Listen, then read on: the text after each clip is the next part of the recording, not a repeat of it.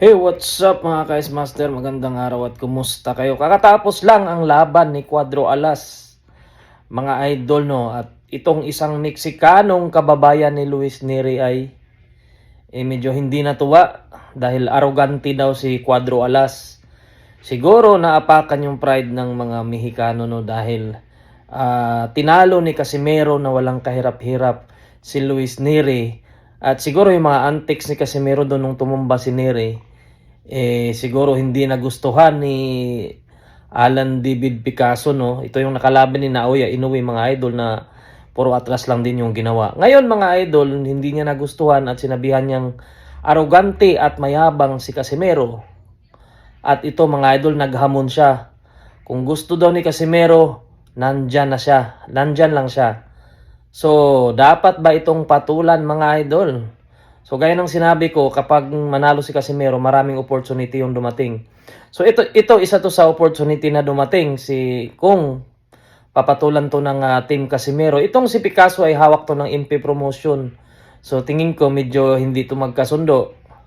At para sa aking sariling opinion ko rin mga idol, no, kung ako yung Team Casimero, hindi ko lalabanan to. Kasi takbuhin din to eh. Kumbaga, kontrapiloto ni Cuadro Alas at walang magandang may papakita din to. Kasi tatakbo at tatakbo lang to. So, kung ako yung nasa Team Casimero, pipiliin ko na yung swak sa ano ko, umaga style. Marami naman dyan eh. Nandyan sila Angelo Leo sa featherweight.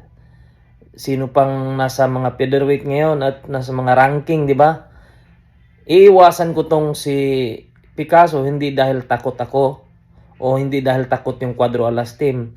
Ito kasi kumbaga pangit yung kakalabasan nito. Kumbaga style mix fight kasi yan eh. Kaya kung pipilitin mo to, tingnan mo yung laban ni Naoya Inoue at ni Picasso, di ba? Walang action. Kasi nga, hindi naman to makipagsabayan eh. So, pero depende yan. Baka pagdating kay Casimero, makipagsabayan siya dahil galit siya. Lalo ngayon, naapakan yata yung ego nila, no? Dahil sa pagkatalo ni Luis Neri, no? So, para sa akin, kung papatulan ito ng Team Casimero, siguro talagang paghandaan nila to, yung style na to, kasi takbuhin din ito. Baka gagayahin lang niya si Kamida, yung tumalo kay Cuadro Alas, dahil tumakbo lang ng tumakbo. At hindi maganda panoorin. So, kung ako sa kanila, maghanap sila ng kalaban na may mapapala din sila. Pasok pa sa style nila. Marami naman dyan nakaranking sa featherweight or sa super bantamweight. O kaya abangan lang nila ibakante yung belt ni Naoya Inoue at lalaban sila sa vacant mga idol. Kaya para sa akin, kung ako nasa Team Casimero, hindi ko napapatulan tong si David Picasso dahil takbuhin lang din ito. At isa pa, hawak din ito ng MP promotion at alam naman natin ang MP promotion ay hindi pa sila okay ni Cuadro Alas, no? Kaya ikis yan si Picasso mga idol.